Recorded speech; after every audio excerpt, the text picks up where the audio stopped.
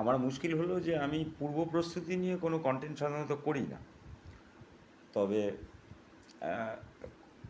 ঠিক এই ভোটের কয়েক আগেই একটা দুটো আন্তর্জাতিক ঘটনা ঘটে গেছে, খুব বড় বড়।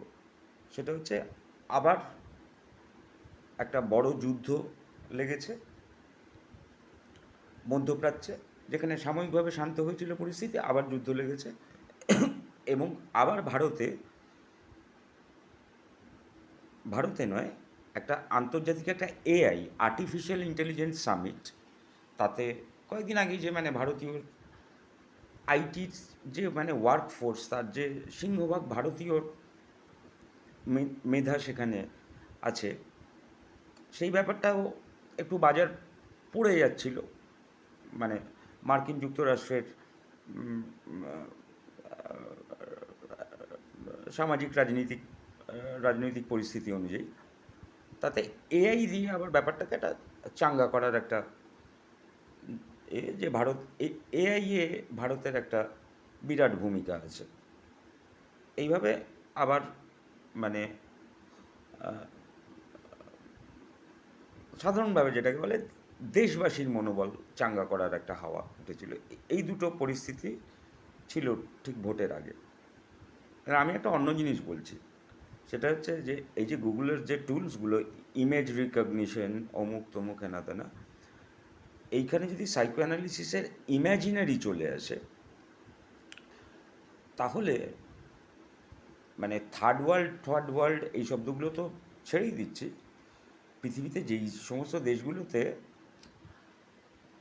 গণতন্ত্র একটু আধা খেঁচড়া গণতন্ত্র চলে আর কি, প্রথম বিশ্বের ইম্যাজিনারিগুলো বজায় থাকে, অন্য কিছু বজায় থাকে না। পর্দার আড়ালে যেখানে নানান রকমের কারচুপিটা একটা নিয়ম আর কি, সেই বেনিয়মটা একটা নিয়ম আর কি। সেখানে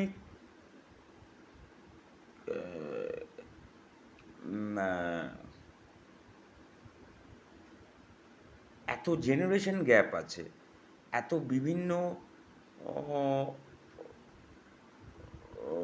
বয়সের ভোটার আছে, হ্যাঁ, এইগুলো এবং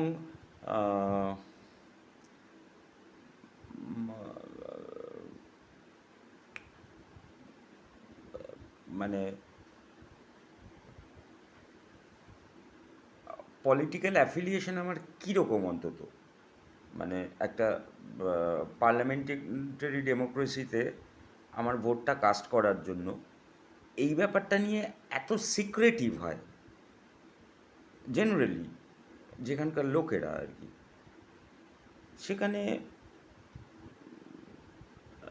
এই মান্ধাতা আমলের কতগুলো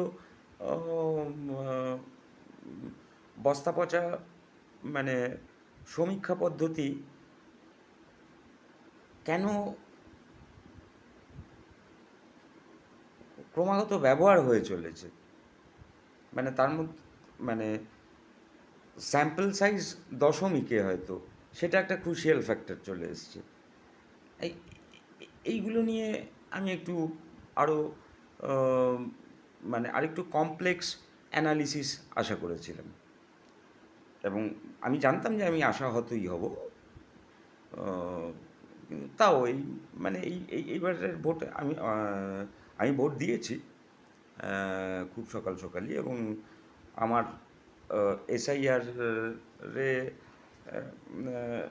কোনো রকম আমি বাড়তি কোনো হয়রানি সৌভাগ্যক্রমে ফেস করিনি, যদিও আমি স্থানান্তরিত ছিলাম, কিন্তু আমার বৈধ ভোটই আমি দিতে পেরেছি, সেটা আমার ভাগ্য ভালো। কিন্তু আমি এই বললাম যে আমি যে খুব থ্রিল ফিল করেছি সেরকম কিছু না